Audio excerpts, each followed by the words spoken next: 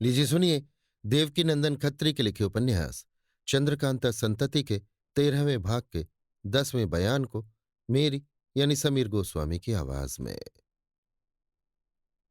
भूतनाथ जब राजा गोपाल सिंह से विदा हुआ तो अपने शागिर्द को साथ लिए हुए शहर से बाहर निकला और बातचीत करता हुआ आधी रात जाते जाते वो एक घने जंगल के बीचों बीच में पहुंचा, जहां एक साधारण ढंग की कुटी बनी हुई थी और उसके दरवाजे पर दो आदमी भी बैठे हुए धीरे धीरे बातचीत कर रहे थे।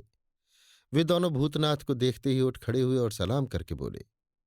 एक, क्या राजा गोपाल सिंह से आपका कुछ काम निकला? भूतनाथ, कुछ भी नहीं। दूसरा, आश्चर्य से, सो क्यों? भूतनाथ, ठहरो जरा दम ले लूं तो कहूं। और सब लोग कहाँ गए हैं? एक, घूमने फिरने गए हैं, आते ही होंगे। भूतनाथ, अच्छा कुछ खाने पीने के लिए हो तो लाओ।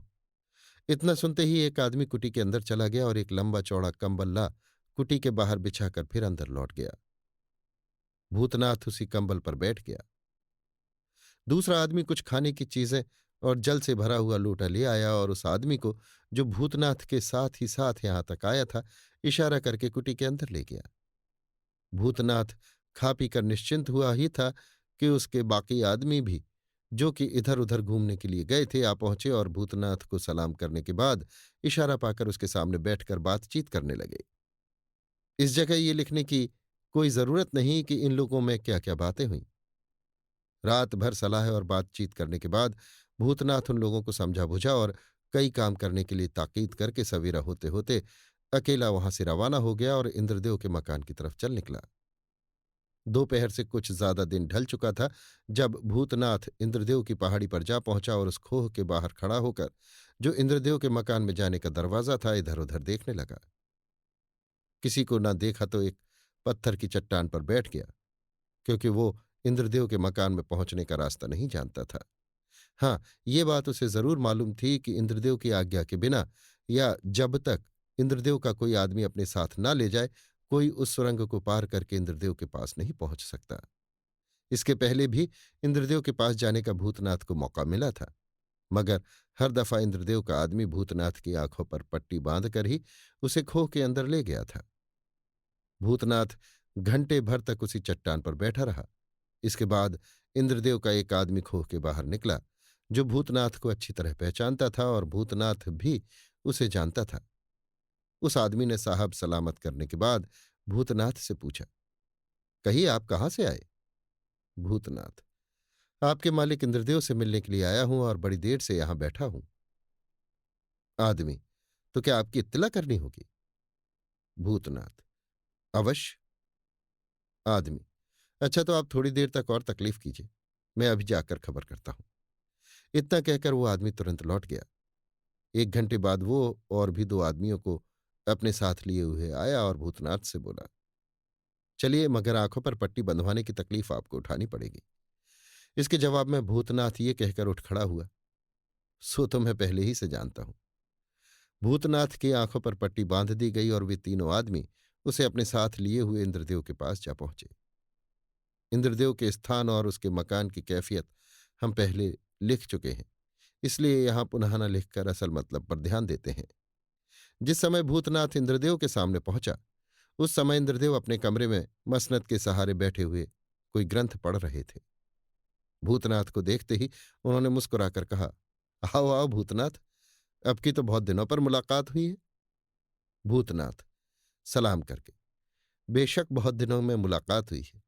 क्या कहूं, जमाने के हेर फेर ने ऐसे ऐसे कुढ़गे कामों में फंसा दिया और अभी तक फंसा रखा है कि मेरी कमजोर जान को किसी तरह छुटकारे का दिन नसीब नहीं होता, और इसी में आज बहुत दिनों पर आपके भी दर्शन हुए हैं।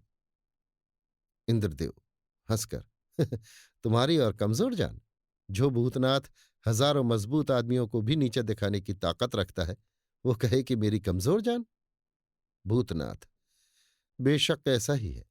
यद्यपि मैं अपने को बहुत कुछ कर गुजरने लायक समझता था, मगर आजकल ऐसी आफत में जान फंसी हुई है कि अक्ल कुछ काम नहीं करती। इंद्रदेव, क्या बात है, कुछ कहो भी तो। भूतनाथ, मैं यही सब कहने और आपसे मदद मांगने के लिए तो आया ही हूं।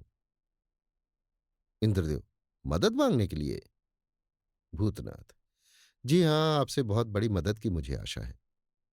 इंद्रदेव, सो कैसे? क्या तुम नहीं जानते कि माया रानी का तिलिस्मी दारोगा मेरा गुरु भाई है और वो तुम्हें दुश्मनी की निगाह से देखता है? भूतनाथ, इन बातों को मैं खूब जानता हूं और इतना जानने पर भी आपसे मदद लेने के लिए आया हूं। इंद्रदेव, ये तुम्हारी भूल है। भूतनाथ, नहीं, मेरी भूल कदापि नहीं है। यद्यपि आप दारोगा के गुरु भाई हैं, मगर मैं इस बात को भी अच्छी तरह जानता हूं कि आपके और उसके मिजाज में उल्टे सीधे का फर्क है, और मैं जिस काम में आपसे मदद लिया चाहता हूं वो नेक और धर्म का काम है। इंद्रदेव, कुछ सोचकर, अगर तुम ये समझकर कि मैं तुम्हारी मदद नहीं करूंगा अपना मतलब कह सकते हो तो कहो, जैसा होगा मैं जवाब दूंगा। भूतनाथ, ये तो मैं समझ ही नहीं सकता कि आपसे किसी तरह की मदद नहीं मिलेगी। मदद मिलेगी और जरूर मिलेगी, क्योंकि आपसे और बलभद्र सिंह से दोस्ती थी, और उस दोस्ती का बदला आप उस तरह नहीं अदा कर सकते जिस तरह दारोगा साहब ने किया था। इस समय उस कमरे में वे तीनों आदमी भी मौजूद थे जो भूतनाथ को अपने साथ यहां तक लाए थे। इंद्रदेव ने उन तीनों को विदा करने के बाद कहा, क्या तुम उस बलभद्र सिंह के बारे में मुझसे मदद लिया चाहते हो जिसे मरे आज कई वर्ष बीत चुके हैं? भूतनाथ, जी हां, उसी बलभद्र सिंह के बारे में, जिसकी लड़की तारा बनकर कमलिनी के साथ रहने वाली लक्ष्मी देवी है, और जिसे आप चाहे मरा हुआ समझते हैं, मगर मैं मरा हुआ नहीं समझता। इंद्रदेव, आश्चर्य से, क्या तारा ने अपना भेद प्रकट कर दिया? और क्या तुम्हें कोई ऐसा सबूत मिला है जिससे समझा जाए कि बलभद्र सिंह अभी तक जीता है?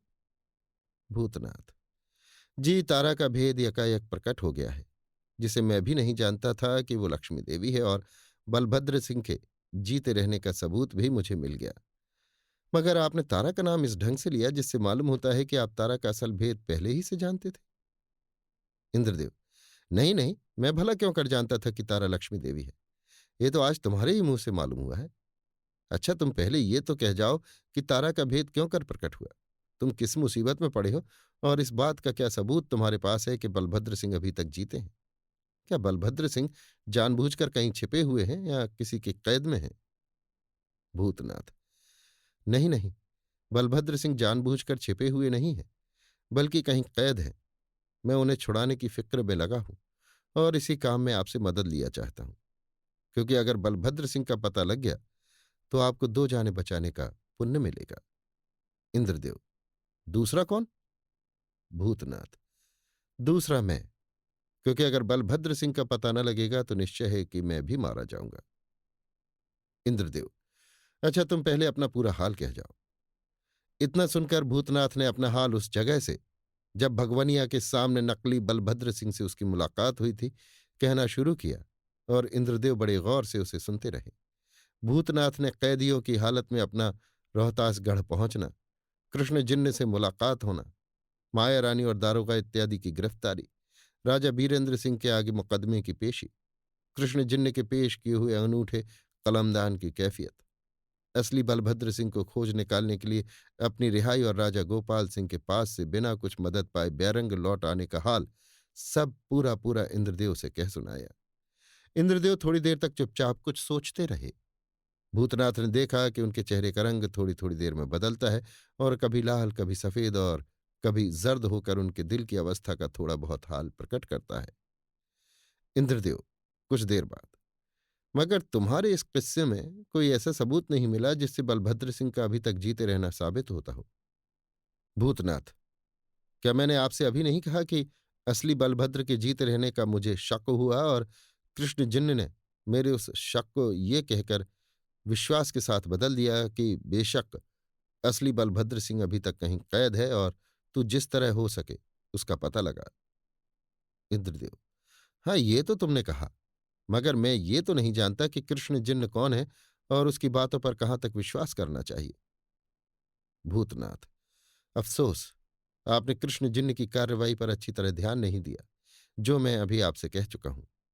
यद्यपि मैं स्वयं उसे नहीं जानता, परंतु जिस समय कृष्ण जिन्न ने वो अनूठा कलमदान पेश किया, जिसे देखते ही नकली बलभद्र सिंह की आधी जान निकल गई, जिस पर निगाह पड़ते ही लक्ष्मी देवी बेहोश हो गई, जिसे एक झलक ही में मैं पहचान गया, जिस पर मीनाकारी की 3 तस्वीरें बनी हुई थीं और जिस पर बिचली तस्वीर के नीचे मीनाकारी के मोटे खूबसूरत अक्षरों में इंदिरा लिखा हुआ था। उसी समय मैं समझ गया कि ये साधारण मनुष्य नहीं है। इंद्रदेव चौंक कर, क्या कहा? क्या लिखा हुआ था? इंदिरा? और ये कहने के साथ ही इंद्रदेव के चेहरे का रंग उड़ गया तथा आश्चर्य ने उस पर अपना दखल जमा लिया। भूतनाथ, हाँ हाँ, इंदिरा, बेशक यही लिखा हुआ था। अब इंद्रदेव अपने को किसी तरह संभाल न सका। वो घबरा कर उठ खड़ा हुआ और धीरे धीरे निम्नलिखित बातें कहता हुआ इधर उधर घूमने लगा। उफ, मुझे धोखा हुआ। वाह रे दारोगा, तूने इंद्रदेव ही पर अपना हाथ साफ किया, जिसने तेरे सैकड़ों कसूर माफ की, और फिर भी तेरे रोने पीटने और बड़ी बड़ी कस्में खाने पर भी विश्वास करके तुझे राजा बीरेंद्र सिंह की कैद से छुड़ाया। वाह रे जयपाल, तुझे तो इस तरह तड़पा तड़पा कर मारूंगा कि गंदगी पर बैठने वाली मक्खियों को भी तेरे हाल पर रहम आवेगा। लक्ष्मी देवी का बाप बनकर चला था माया रानी और दारोगा की मदद करने। वाह रे कृष्ण जिन्न, ईश्वर तेरा भला करे। मगर इसमें भी कोई शक नहीं कि तुझको ये बातें हाल ही में मालूम हुई हैं। आह, मैंने वास्तव में धोखा खाया।